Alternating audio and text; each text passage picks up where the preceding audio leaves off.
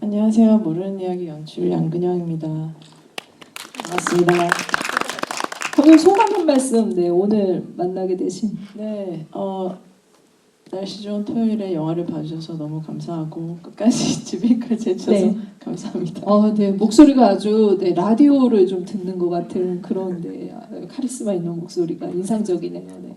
옆에 네, 더 좋은 목소리 기대하면서 정하담 배우님. 안녕하세요.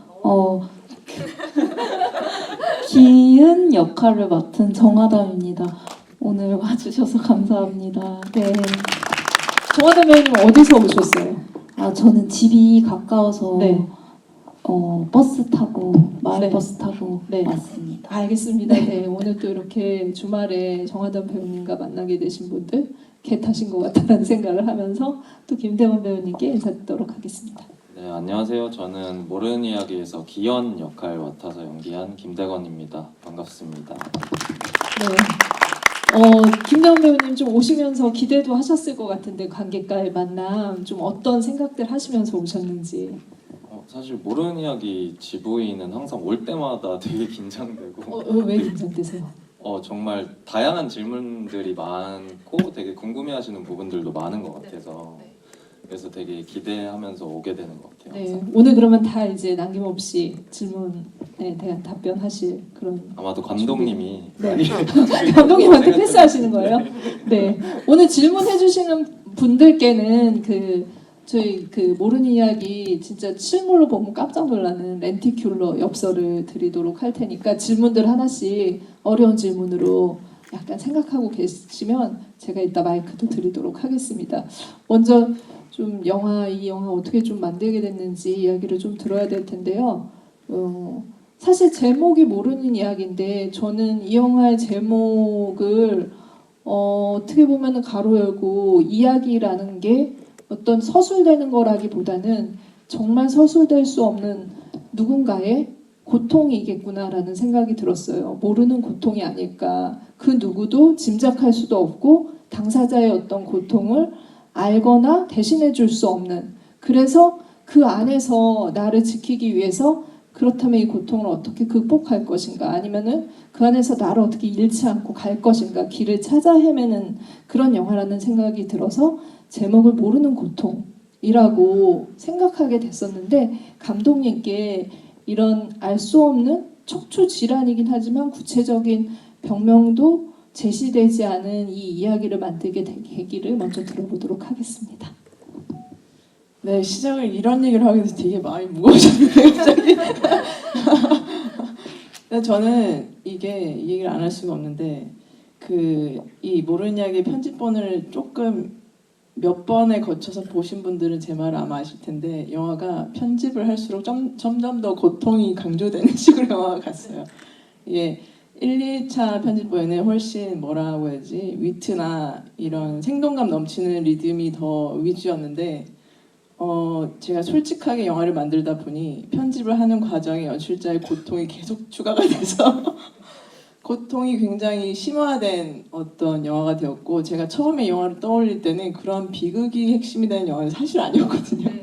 그리고 시나리오도 분명히 아니었다고 저는 기억하는데 왜 그렇게 되었는지 저는 그때그때 자연스러운 대로 하겠다는 태도는 있었기 때문에 아마 그렇게 된 것 같은데, 좋은 건지 안 좋은 건지는 잘 모르겠어요, 지금 시점에서는. 근데 그렇게 된 게 처음에 이 영화가 고통이 중요해서 그걸 위주로 했다기보다는 이야기에 이런 비극도 포함이 되어 있고, 사실은 제일 마지막 장면으로 저는 영화를 시작했었기 때문에 그 사냥꾼, 그래서 사실은 아주 뭐랄까 밝고 긍정적인 영화라고 저는 생각을 했는데 물론 보시는 분들마다 다를 수도 있다고 생각하고 그러길 바라는데 기자님이 그렇게 보셨다면 그것도 당연히 맞다고 생각합니다. 네. 제가 정답을 제시한 건 아니라 그 하나의 어떤 갈래 중에 제 의견을 좀 더 붙여봤는데, 사실은 그래서 한편으로는 이렇게 빠져들다가도 이 고통의 자리, 제가 척추질환이라는 고통이라고 생각했던 게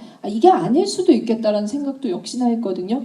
이게 꼭 질환이나 아픔이 아니라 다른 고민거리들이 될 수도 있겠다. 그 자리에 감독님은 어떤 것들을 좀 가져오셨었는지 갖다 붙이셨다고 해야 될까?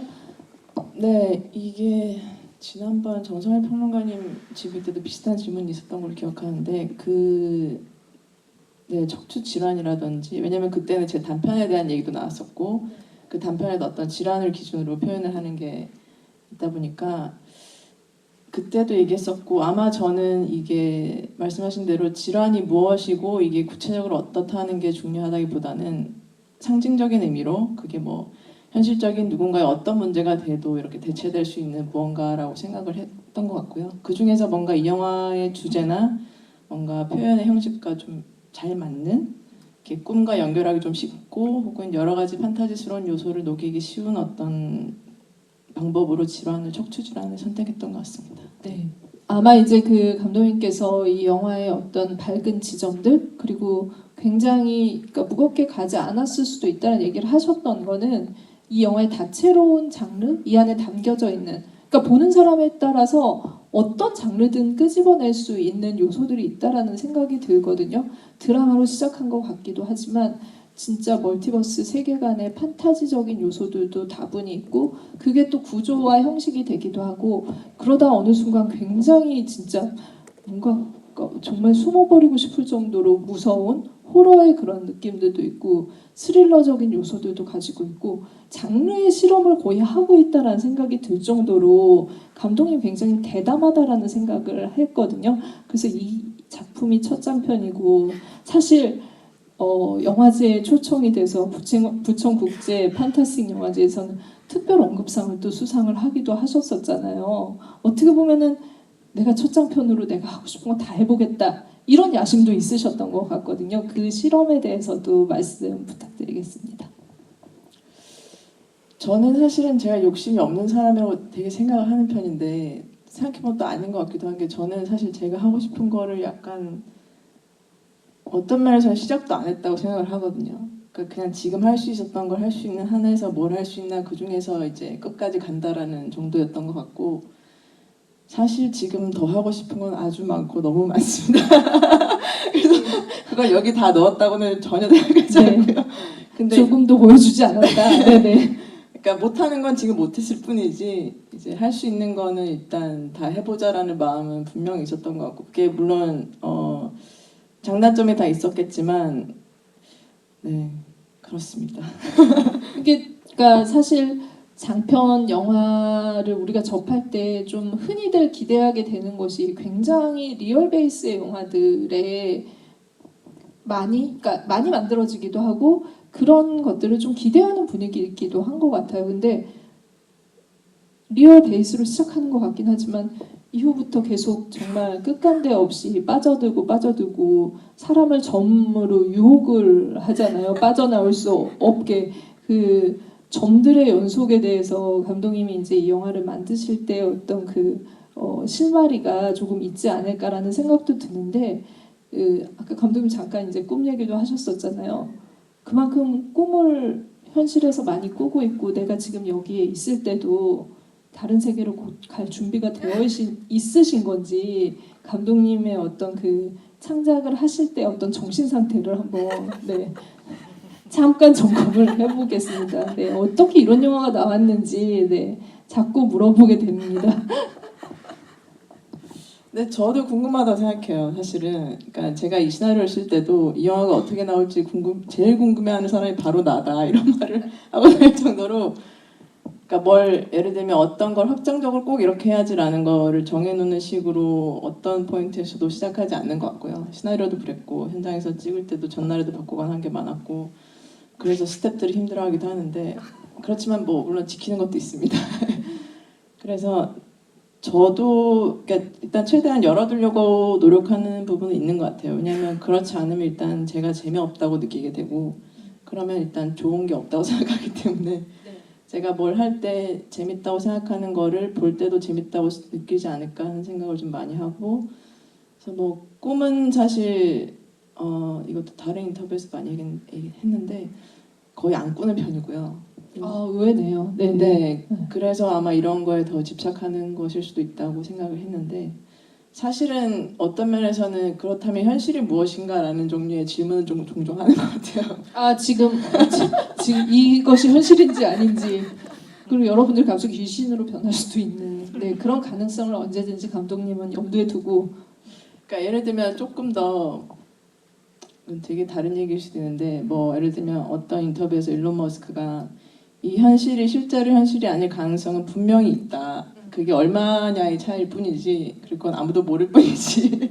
예를 들면 그런 종류의 되게 재밌을 것 같은 이야기들은 좀 흥미가 있고요. 네. 그런 식으로 생각을 하면은 굉장히 저 같은 사람은 이게 현실이라고 너무 믿고 있어서 그때부터 막 복잡해지고 이걸 어떻게 하지? 벗어나고 싶다 이렇게 생각을 하는데 감독님은 역시 그 다른 어떤 가능성에서 즐거움을 찾고 그 보이지 않는 것들을 영화로 스크린으로 구현을 하는 것들에 대한 욕심이 있으셨다고 생각했고 이 모르는 이야기에 그거에 아마 이제 1000만 분의 1 정도가 담기지 않았을까. 왜냐면 이후에 감독님이 한 999편 정도 더 만드셔야 되기 때문에 그런 생각이 드는데 감독님의 이런 그 작품 세계에 대해서 어떻게 보면은 지지자이기도 하고 감독님 작품을 같이 공유하기도 하고 또 같이 이렇게 고민하는 사람일 수도 있고 그러니까 동지이죠. 어떻게 보면 영화적 동지일 수도 있고 감독님과 같이 작업이 지금 2번째 작품이기 때문에 보통 2번째 정도 하면은 그냥 페르소나라고 부르거든요. 네. 페르소나인 누군지 짐작하시죠? 정화단 배우님. 정화단 배우님이 그 감독님이 아까 잠깐 언급하신 왜냐고 묻지 마세요라는 단편의 주연 배우로 또 이렇게 같이 작업을 하기도 하셨습니다. 이후에 다시 이렇게 장편으로 같이 뭉치게 되셨는데 감독님을 어떻게 좀 바라보셨고 감독님 작품 세계 어떻게 생각하셨고 이번 작품 어떻게 좀 제안을 받으셨는지 말씀 부탁드리겠습니다. 그 감독님이 원래 촬영 전공이셨는데 연출을 저랑 같이 작업했던 전에 단편이 감독님의 첫 연출작이셨어요. 그때 소개를 받아서 감독님이랑 작업을 하게 됐었는데 그 작업도 되게 독특했고 이 영화랑은 되게 다르지만 약간 좀 시나리오 보고 상상할 수가 없는 영화였었어요. 그래서 그걸 보고 그걸 작업했을 때 촬영 감독님이셔서 약간 이렇게 독특하신 게 있으신가 보다 하면서 좋았던 기억으로 남아 있었는데요. 그 후에 감독님이 장편을 몇 년 후 있다가 저한테 얘기를 하셔서 저는 너무 기뻤던 게 정말 세상에 많은 배우가 있고 그 전에 작업을 했지만 사실 또 한 번 이렇게 장편을 처음으로 또 찍는데 제안을 해주는 일이 저는 배우를 한 지 꽤 됐지만 사실 너무 특별한 일이었어요. 그래서 그 후에 뭐 리딩이나 뭐 이런 걸 할 때 어떤 분이 아직 이 모르는 이야기를 찍기 전에 감독님 친구 중인가 누군가 감독님 단편을 본 어떤 친구가 그럼 하담 씨가 거의 페르소나네 이 얘기를 했다고 저한테 전해주신 거예요. 근데 저는 그때 페르소나 이렇게 생각하면서 아직 영화를 찍기도 전이니까 그렇게 생각했는데 지나고 나서 진짜 이 영화를 다 찍고 나서 어느 날 그때 감독님은 그렇게 말했던 게 기분이 너무 나빴으면 저한테 전해주지도 않았을 텐데 감독님이 참 저를 되게 좋아했구나 그러니까 그런 생각이 들면서 되게 고마웠어요. 그렇게 말을 어찌됐든 그게 사실이든 사실이지 않든 그 말이 기분이 나쁘지 않고 좋다라고 생각했으니까 저한테 얘기한 거니까 그래서 어떤 그런 마음이 있었던 것 같아요. 2번째 이번에 작업을 했을 때 이 자체가 너무 커다란 좀 선물 같은 일인 걸 알고 있었고 이 영화를 보시면 제가 되게 다양한 모습으로 나오잖아요. 그것도 배우로서는 되게 좀 드문 경험이고 귀한 경험이라고 생각했기 때문에 작업을 하면서 이해 안 가는 씬도 있고 버거울 때도 있고 뭐 답답할 때도 있고 이랬지만 기본적으로는 지지받고 있다라는 느낌이 있었어요. 그래서 안전하게 느껴졌던 게 있었던 것 같아요. 연기를 뭔가 이렇게 보여주는 데 있어서.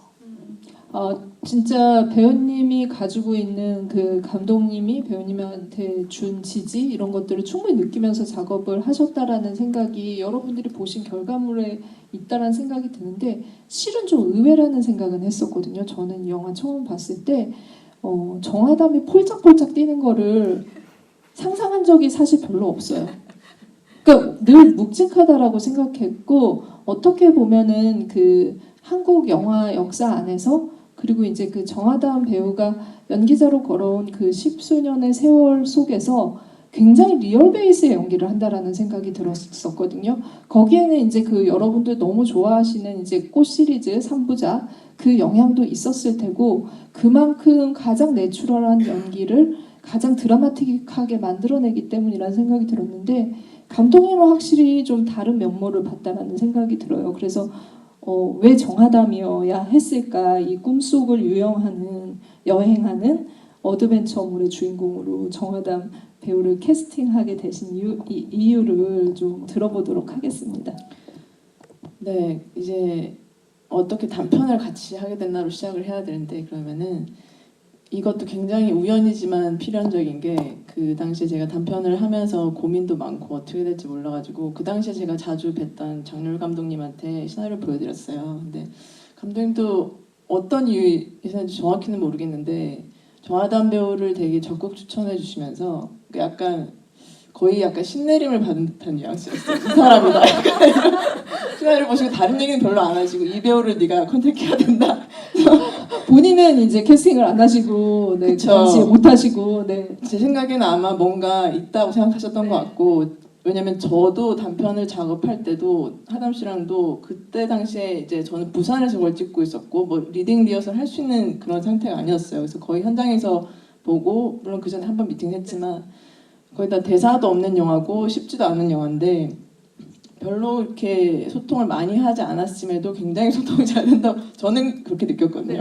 물론 하담 씨 연기력의 그건 문제였을 텐데 지금 생각해보면 그래서 그렇게 작업을 하고 그리고 그때도 느꼈지만 시나리오를 본 지인들도 그랬고 나중에 영화를 보고도 그랬는데 되게 어떤 면이 비슷하다고 많이 주변에서 보이는 것 같아요. 제가 볼 때도 그런 게 있고 그래서 뭐 외모 같은 건 전혀 아닙니다만 그래서 혹시 오해하실 수도 있으니까 그런 거를 발견하고 아마 장률 감독님도 그렇게 얘기를 해줬던 것 같고 저도 그래서 되게 자연스러운 이런 게 항상 있었어요. 하담 씨랑 이렇게 작업을 할 때는 뭔가 네, 그래서 고민이라든지 뭔가 되게 억지로 이런 게 하나도 없고 항상 뭔가 자연스럽게 이렇게 됐던 것 같습니다. 그 정하담 배우님께서는 이 장편에 대해서 어느 정도의 그 준비가 되어 있었을 거라는 생각이 좀 들었거든요. 감독님과 단편을 하면서 여러분 혹시 감독님 단편 보신 분 계세요 여기? 네. 네, 한 분 계신데 아마 이제 이 작품 보시면은 궁금하실 것 같아요. 기회가 있으실 때 꼭 보시면 좋을 텐데 굉장히 그 리얼한 이야기를 하고 있는 것 같지만 그 물류센터 직원이었고 그리고 직원으로 일하고 있지만 실제로 벌어지는 일들을 보면은 이상한 게 눈에 보여요.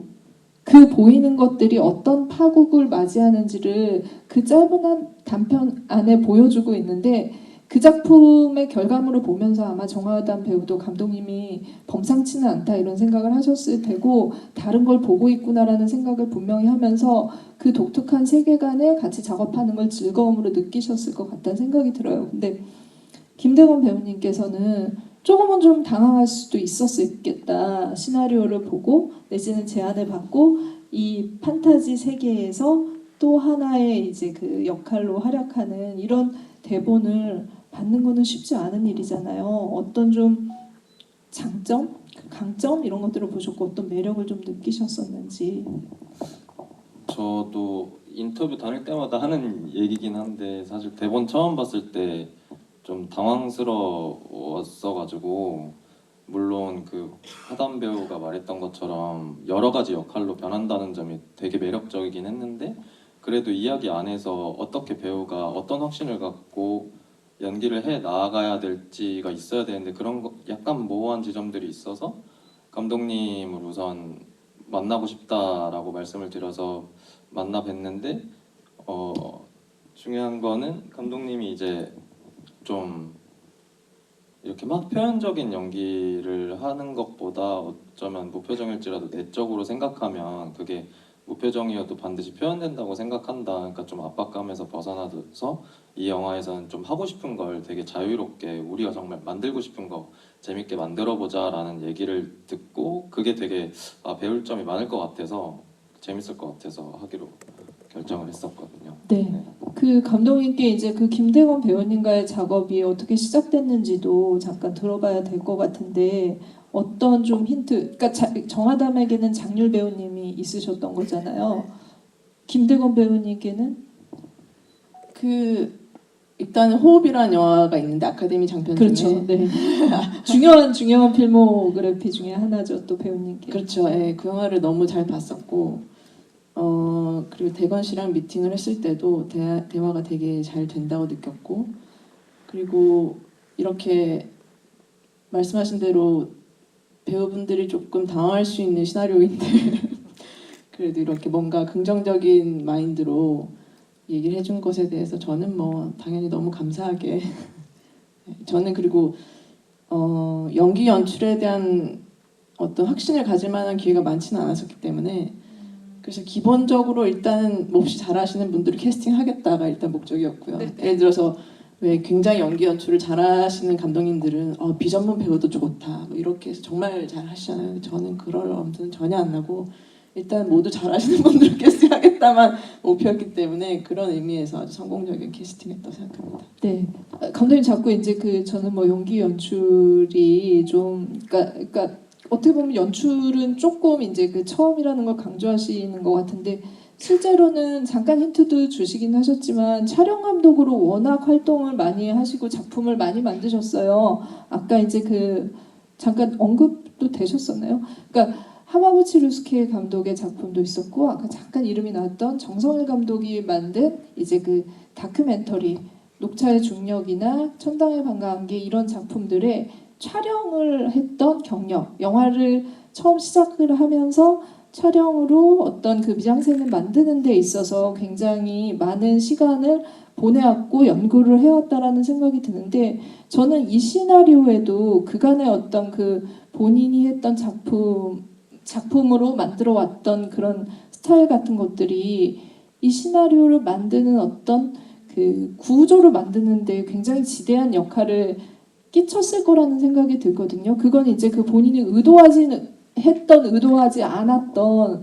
어떻게 보면은 우리가 이제 생각을 할 때 어떤 방식으로 먼저 사고를 하느냐의 문제라는 생각이 들었어요. 그래서 영화의 제목은 모르는 이야기지만 감독님이 이 영화를 만들 때는 이야기가 먼저 오지 않았겠구나, 내러티브가 먼저 오지 않았겠구나, 마치 어떻게 이런 이미지들을 접합을 시켰을까 이런 궁금증이 들 정도로 굉장히 좀 약간 그러니까 난해하다고 하는 거는 그런 부분 때문일 거라는 생각이 들거든요. 그래서 감독님의 시나리오를 쓸 때 어떤 방식으로 이야기를 만들어 나가셨는지 그 이야기를 조금 들려주시기 바랍니다. 네네. 여기에 관련해서는 아마 제가 보도자료 같은 정도에서만 언급이 됐던 걸로 기억을 하는데 저는 사실 제목에 이야기라는 타이틀을 붙였지만 영화가 이야기만을 충실하게 전달하는 것에 너무 그러니까 약간 그거에만 치중해 있다는 사실을 되게 아쉬워하는 관객 중에 한 명이에요. 말씀하신 것처럼 제가 촬영을 전공했기 때문일 수도 있고 혹은 그냥 아무거나 보는 걸 좋아하는 관객이기 때문일 수도 있는데 뭔가 훨씬 더 다양한 형식의 영화가 추구되어야 되지 않나 하는 생각은 늘 있었던 편이었고요. 그래서 제가 뭔가를 만들 때에도 물론 분명히 저의 뇌 구조는 이렇게 약간 시각적으로 돌아가는 게 분명히 있을 테고 그게 뭐 선천적인지 훈련의 결과인지 모르겠지만 그래서 아마 이미지들이 먼저 떠오르는 건 분명히 있는 것 같아요. 그래서 그걸 위주로 그리고 제가 평소에 생각하던 주제들이나 내용들이나 이런 게 들어가기도 하고 그 중에 이제 구조가 나올 만한 것들은 이제 점점 생기기 시작하고요. 이미지의 힘의 구조든 아니면 이야기의 구조든 이런 게 나오기 시작하고 약간 이런 방식도 어떤 걸 하나를 정해서 그대로 하지는 않고 그때그때 약간 얻어지는 것들로 그때그때 맞다고 생각하는 대로 하면서 그런 자연스러운 걸 추구하려고 최대한 노력하는 편인 것 같긴 해요. 그랬을 때 좋은 게 나오길 바라는 약간 그런 태도는 있는 것 같습니다. 이게 아마 이제 그러니까 이미지로 저는 오히려 이 이야기의 내러티브가 만들어진다라는 생각이 들었거든요. 실제로 장편으로 감독님 시나리오를 쓰고 구성을 할 때도 사실은 이 한 시퀀스와 다음 시퀀스로 넘어갈 때 접합 지점을 어떻게 만들어 나갈 것인가 그 부분에 대한 고민이 굉장히 필요했다라는 생각이 들고 그 부분을 관객들이 어떻게 파고들어서 이게 다음 이야기가 이 앞의 이야기와 유기적으로 연결되고 있는지를 파악할 수 있게 하는 게 고민이 되지 않았을까라는 생각이 드는데 예를 들면 이제 그러니까 김대건 배우님과 트럭 운전사의 상관관계가 어떻게 보면은 동일 인물일 수 있다라는 생각을 저는 많이 했었거든요. 그런 것들이 연결되고 또 이제 그 트럭 운전사의 노래가 끝나고 나서 학교로 들어가면서 다시 또 그 이야기가 학교 안에서 정체성을 찾는 같은 문제로 다시 이어지는 이런 부분의 앞과 뒤의 배치나 아니면 연결 지점들을 좀 어떻게 고심하셨는지 어떻게 구성하셨는지. 대부분의 이 그 신구성은 사실상 시나리오에서 그대로 다 나와 있고요. 아마 아주 디테일한 몇 가지는 이제 편집하는 과정에서 바뀐 것도 있을 텐데 더 좋은 아이디어가 생각날 경우에 혹은 사운드적인 걸로 처리한 것들도 있는 것 같고. 근데 제가 정확히는 다 기억이 나지 않는데 거의 약간 생각이 날 때까지 생각하는 편인 것 같아요. 그리고 안 되는 거는 안 되는 대로 의미가 있다라고 이렇게 정신 승리를 하고 넘어가는 경우도 있고. 왜냐면 그것도 그 자체로 뭔가 의도가 있을 수도 있다고 생각하기 때문에 혹은 이 영화의 특성에 그게 맞을 수도 있다고 생각하기 때문에 그래서 되는 건 될 때까지 끝까지 생각하고 아니다 싶은 거는 이대로 부딪히는 것도 나쁘지 않다 정도에도 아마 있을 것 같습니다. 네, 제가 모든 지금 씬을 떠올리긴 좀 힘든데. 네. 네.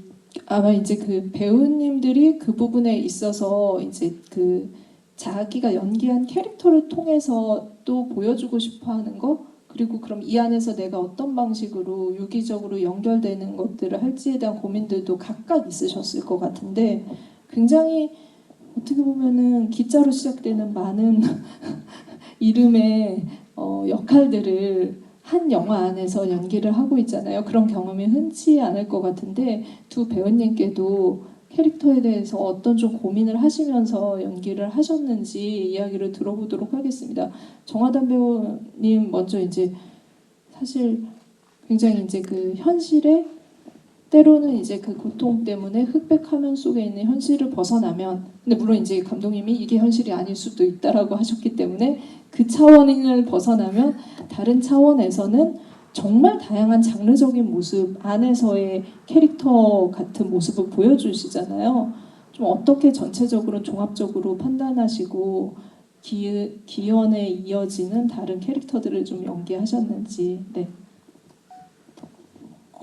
일단 제일 그 누워있는 어떤 현실의 그 기은 환자 같은 아픔이 있는 그거는 그런 생각을 했었던 것 같아요. 등에 정말 이렇게 뭐 복대를 감았다거나 뭐 불편하거나 이 고통이 물리적으로 아니면 뭐 어떤 느낌일까? 근데 그게 너무 막 또 이러면 또 그렇고 그 정도에 대해서 감독님이랑 좀 고민을 하다가 제가 뭐 실제로 그게 어떤 진짜 질병으로 느껴지진 않았으면 한다. 이게 어떤 특정 저 사람이 뭐 디스크구나. 뭐 이런 건 아니었으면 좋겠다. 뭐 이런 5번 척추가 좀 아프다는 그래서 그게 원인 불명으로 나왔으면 좋겠는데 그게 정말 물리적인 고통으로 이 사람이 힘들다라는 게 또 들어갔으면 좋겠다고 얘기하셔서 그런 생각을 했었던 것 같아요. 그게 뭐 복대 같은 거를 감아볼까?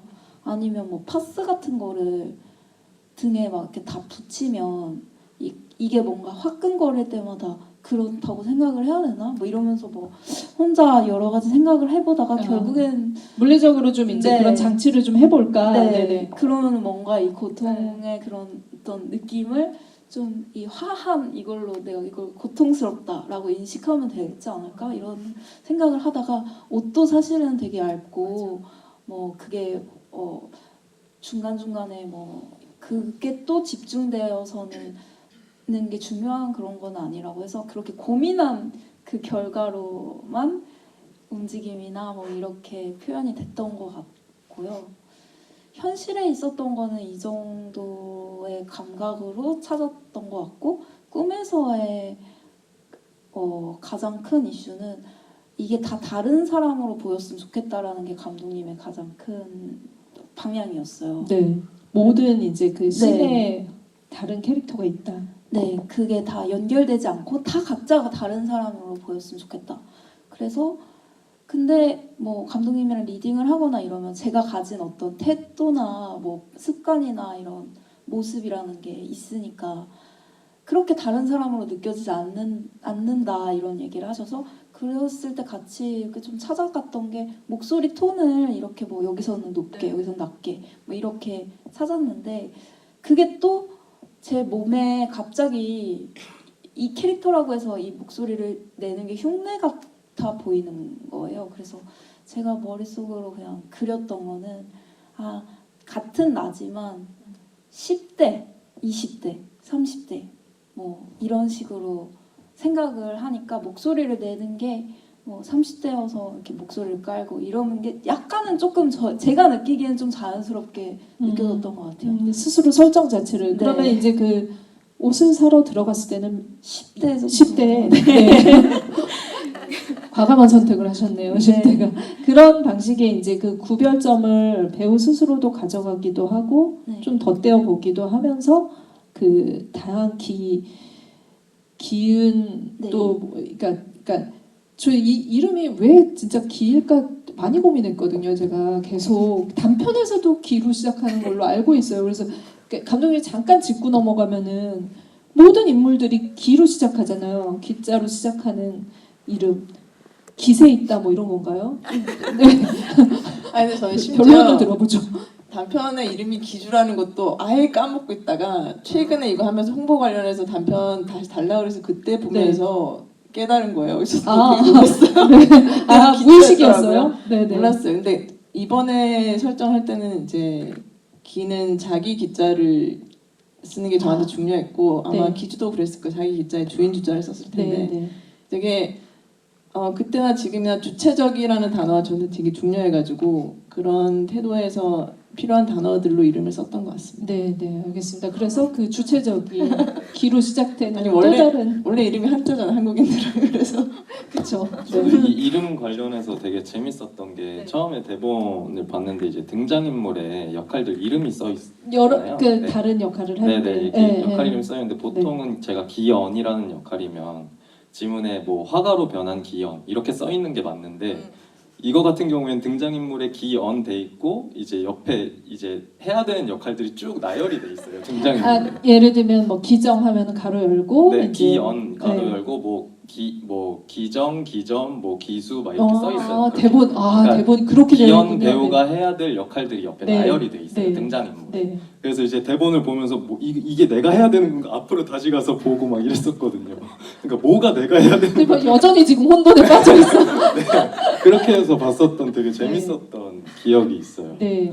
아마 이제 그 정하담 배우님이 그러니까 고통 속에 있는 그 차원과 다른 차원에서 굉장히 다양한 역할을 하는 거가 이제 그 패턴, 일종의 패턴이라고 한다면 또 김대원 배우님은 사실 저는 이제 김대원 배우님은 굉장히 다른 배우들이 그 역할을 하는 거, 그러니까 모습이 바뀐다라는 생각도 들 정도로 또 다른 패턴의 캐릭터라는 생각이 들었거든요. 또 어떻게 좀 해석하시고 연기를 하셨고 그 고통과 그 자아를 찾는 것들을 어떤 중심을 가지고 연기하셨는지 말씀 부탁드릴게요. 우선은 저는 이 영화를 처음에 접근할 때 뭔가 이 인물이 갖고 있는 서사의 내 배우 자체가 그거에 너무 집중을 하면 안 된다라고 생각을 했고 일단 현실에서 그렇게 되게 힘들어하는 모습이 꿈에서는 굉장히 자유롭고 그 배우 연기하는 배우 자체가 되게 자유롭고 즐겁고 행복해야 그게 훨씬 더 전달이 잘 된다고 생각을 처음에는 들었어요.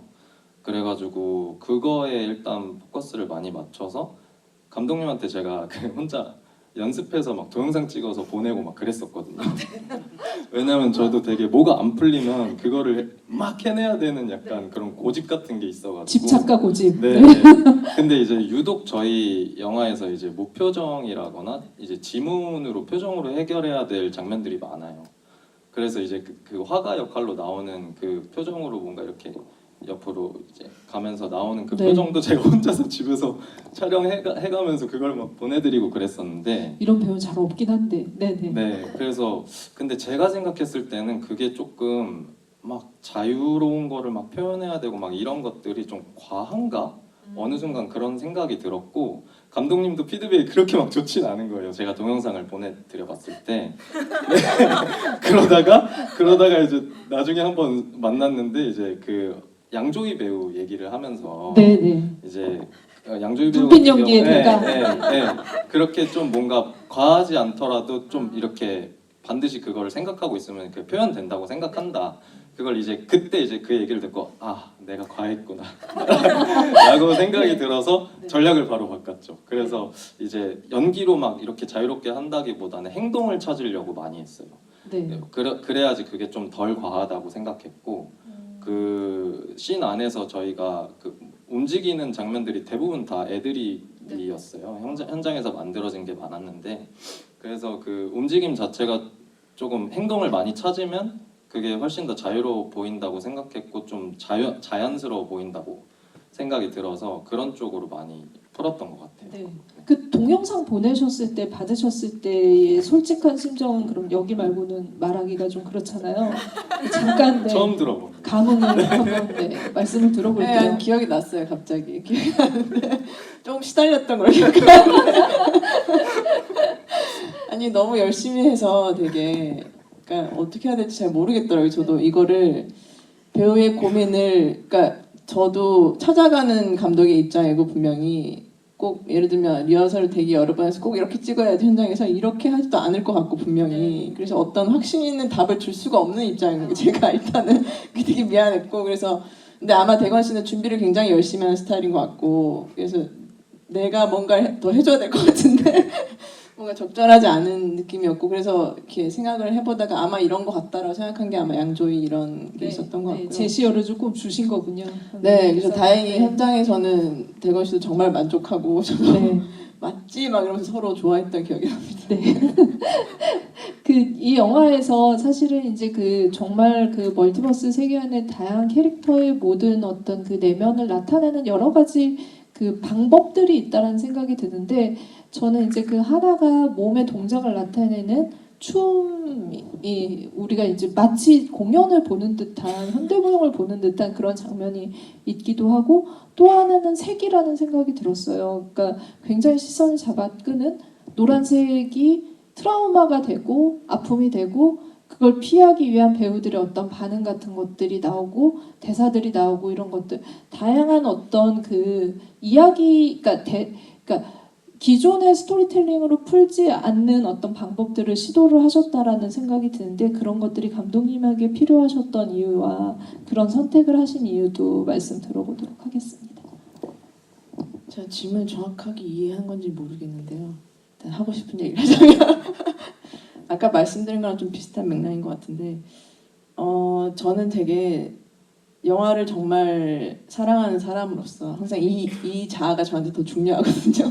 만드는 거는 가끔 몇 편 못 만들겠지만 아마 뭐 아무리 열심히 만들어도 그렇지만 보는 건 훨씬 많이 보잖아요. 그래서 보는 사람으로서의 제가 되게 중요한데 되게 아무나 아무렇게나 만든 영화를 실컷 보고 싶다는 욕망을 항상 갖고 있어요. 아, 네네네. 근데 그런 영화는 참 사실 이 산업 자체가 구조적으로 쉽지 않고 그걸 좋아하는 사람 딱히 많이 없는 것 같긴 해요. 아마 그런 수요의 문제가 또 있을 텐데 제가 그런 수요자 입장이기 때문에 뭔가 굉장히 분명한 논리적이고 개연성이 뛰어난 이야기와 어떤 형식이 뛰어난 이런 혹은 이론에 잘 맞춰진 이런 영화들도 아주 많고 그리고 아주 멋진 걸 잘 만드시는 분들도 정말 많지만 그런 것과 무관한 모든 걸 다 할 수 있는 게 영화여야 된다는 그런 입장이 좀 있어서 제가 만들 때 뭐라도 할 수 있으면 조금이라도 하자.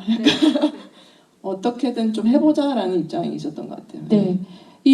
그러니까 호기롭고 패기 있는 신인 감독 장편 데뷔작에 아무렇게나 만든 그 영화를 보신 아무렇게나 만든 영화도 모두 다 소비하는 그러니까 모든 영화를 다 찾아보시잖아요. 다편까지 보신 분도 계신데 관객분들은 어떤 궁금증을 가지고 계신지 좀 마이크를 드리고 질문을 또 몇 개 좀 받아보도록 하겠습니다.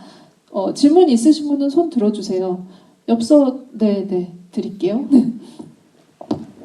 감독님이랑 한 왜냐고 묻지 마세요는 웨이브에서 보실 수 있습니다. 네, 웨이브, 네, 구독, 네. 감사합니다.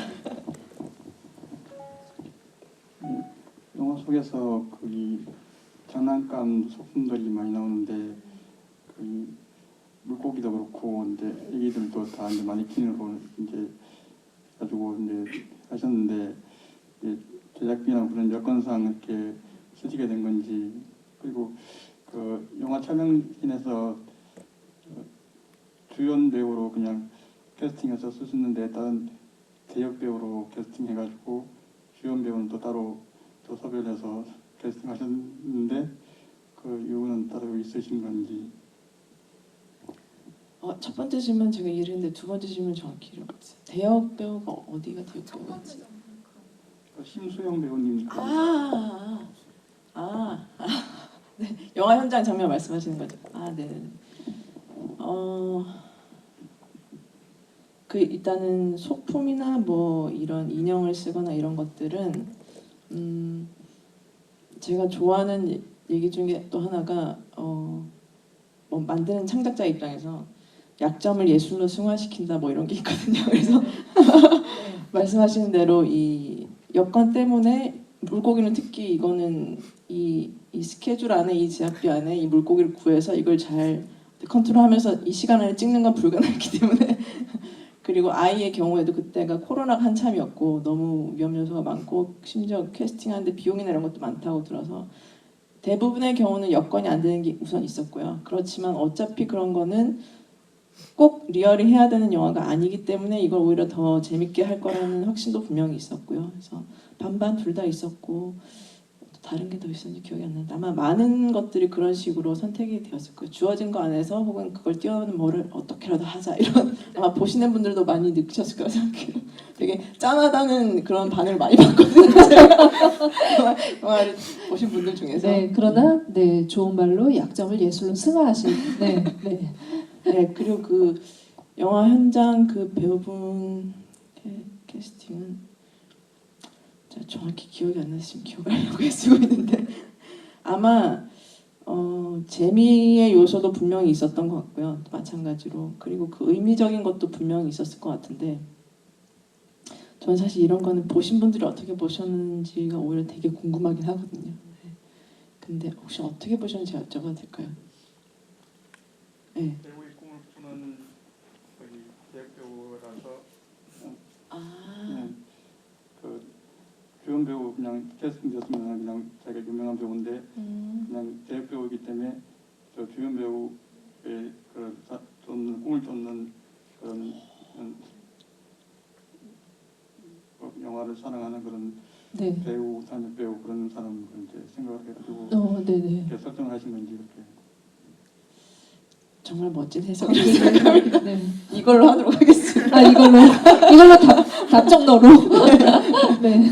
아마 특히 그 영화의 장면 같은 경우는 시나리오 단계에서부터도 보시면서 느낄 수 있는 것도 많겠지만 아마 영화업에 종사하시는 분들은 더 잘 아실 수도 있고 혹은 영화를 많이 보신 분들도 아실 수도 있는데 제 입장에서는 굉장히 자연스러운 어떤 무의식의 흐름으로 영화를 시작할 수밖에 없는 장면이기도 했고요. 시퀀스 전체가 그랬고 그래서 거기 있는 모든 요소가 되게 제가 이렇게 언어로 일일이 설명하기는 되게 애매하면서도 분명하지 않은데 저한테는 되게 자연스러운 것들이 아주 많은 그런 요소가 많은 장면이기 때문에 아마 말씀하시는 것도 분명히 있을 거라고 생각합니다. 네.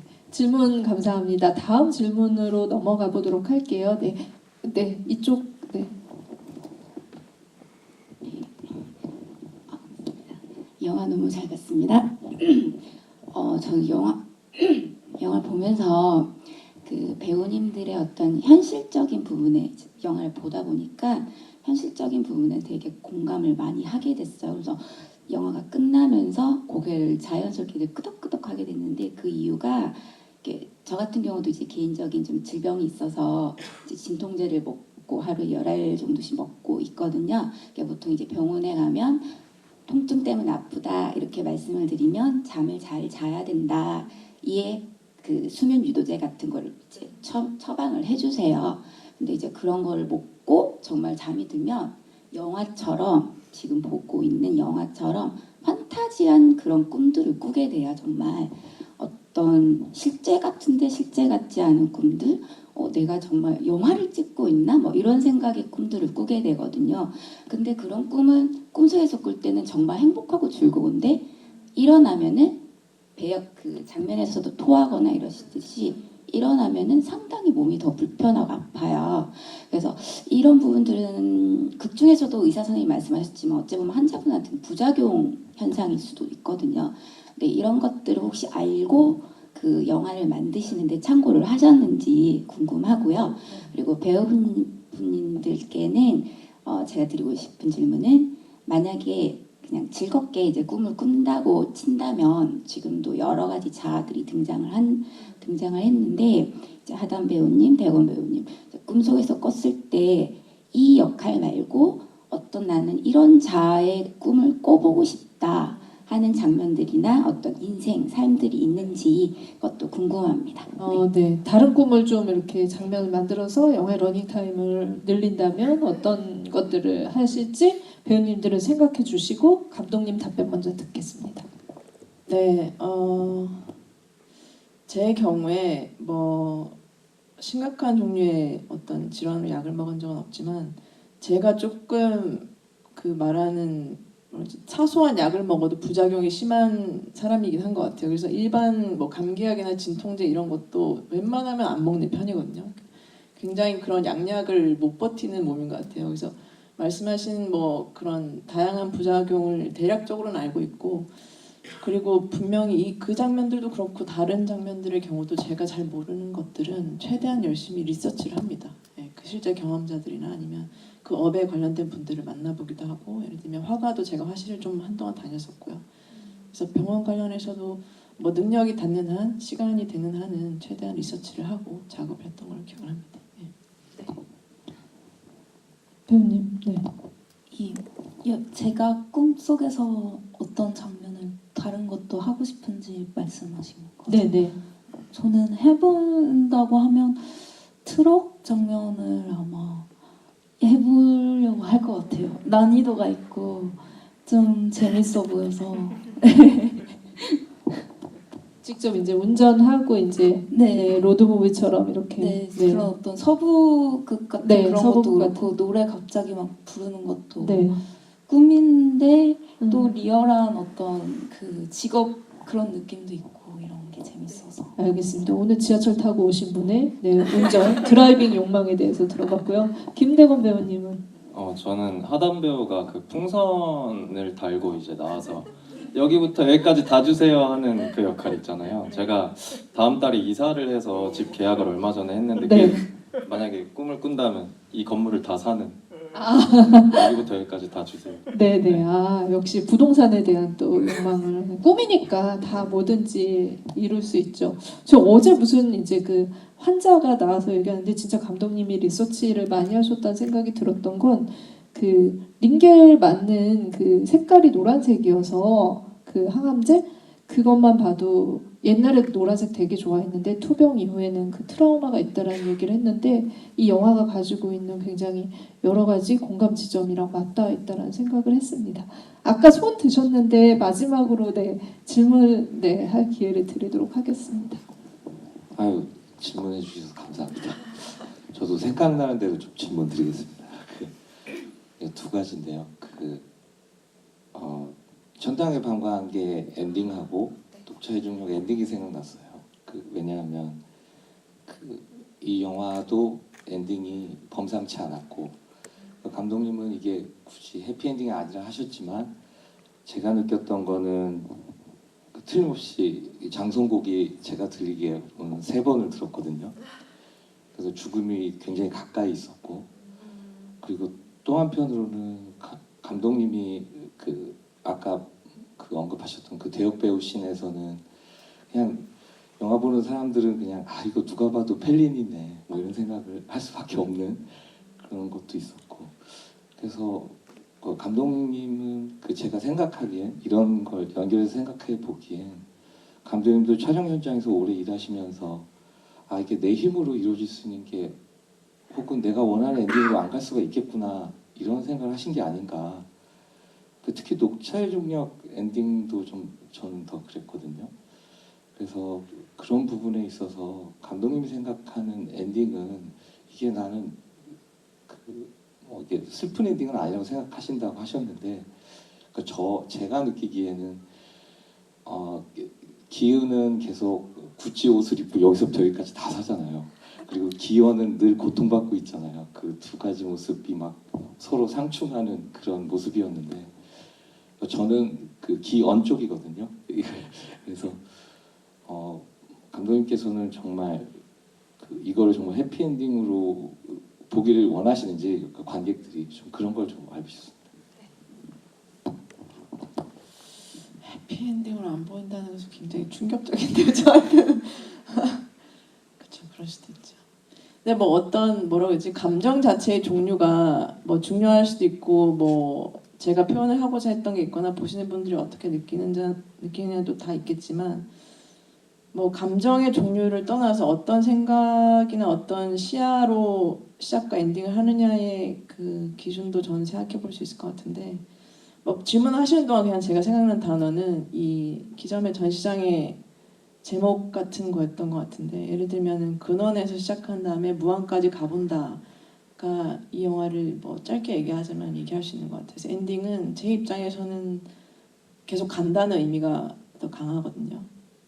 제 자연이 나오고 바다가 나오면서 계속 간다고, 계속 돌고 있고 계속 연결되고 계속 나간다가 있기 때문에 그 인물들이나 영화 전체에 뭐 장송곡이 반복되고 하는 것은 어떤 의미에서는 말하자면 무한 반복해서 깨어남이 계속 이어지는 거죠. 깨어났는데 깨어난 줄 알았는데 다시 잠들었고, 깨어난 줄 알았는데 다시 꿈이고, 이게 우리가 항상 이렇게 반복되는 삶을 살듯이 이런 걸 계속 반복하지만 그래도 끝까지 간다는 의미가 있는 것 같고요. 이렇게 감정적인 건 어떻게 받아들이실지는 뭐 제 의도와는 다를 수도 있지만 물론 저는 그렇게 생각을 하고 만들었고, 그게 형식적으로 그게 표현되길 바랬고 내용으로도 전달되길 바랬지만 뭐 네, 다음에 더 잘해보도록 하겠습니다. 희망적이네요. 다음에 더 잘하신다고 하셨습니다. 영화 속 대사 그 장면 중에 그 이름을 얘기하라고 했을 때 이기우인데요라고 하니까 성함 말고 자아를 이야기하라는 얘기가 있잖아요. 아마 이 영화가 그 멀티버스의 다양한 세계 안에서 굉장히 애타게 찾아 헤매는 것도 그게 아닐까. 그래서 다양한 이름, 기로 시작하는 다양한 이름이 있지만 역시 기로 시작해서 나라는 것, 기세에 있는 나를 찾아가는 여정이라는 생각이 들어서 감독님의 데뷔작이 진짜 앞으로 만들 다양한 작품들을 이끌어준다는 생각이 들었어요. 이 정도로 독특한 영화를 보기는 흔치 않은데 여러분들 오늘 너무 잘 선택하셨다는 생각을 하면서 이제 마지막으로 세 분께 인사를 드리면서 이야기를 마쳐보도록 하겠습니다. 감독님 말씀 많이 하셨으니까 대건 배우님 먼저 갈까요? 네네. 네, 오늘 저희 영화 보러 와주셔서 너무 감사드리고요. 조금이나마 오늘 밤에는 좋은 꿈을 꾸시길 바라겠습니다. 감사합니다. 네, 박수 부탁드리겠습니다. 저도 오늘 GV 하면서 영화를 이렇게 조금 돌이켜보니까 되게 좋았고요. 뭔가 이렇게 집중이 잘 되고 이야기가 풍성해졌던 GV인 것 같아서 개인적으로 너무 거의 마지막 GV거든요. 그래서 너무 좋았던 GV였습니다. 네, 덕분입니다. 감사합니다. 관객 여러분께 드리는 박수입니다. 네, 감독님. 네, 아마 저희 셋이 하는 집은 이게 마지막인 것 같아서 저도 그래서 되게 감회가 또 달랐는데 말씀해주신 대로 질문도 너무 좋았고 저도 다른 지부에서 얘기 못했던 것들을 이렇게 할 수 있어서 되게 좋았던 게 많았던 것 같아요. 특히 진행을 너무 잘해주셔서 감사합니다. 저 정말 즐겁게 되게 좋은 지부를 할 수 있었던 것 같습니다. 관객 여러분들 감사합니다. 여러분들 감독님 성함 잊어먹지 말고 배우님들은 너무 잘 아시니까 근데 감독님의 이름을 지금부터 기억하셔야 될 거라는 말씀을 드리면서 그럼 저희 오늘 마치도록 하겠습니다. 감사합니다.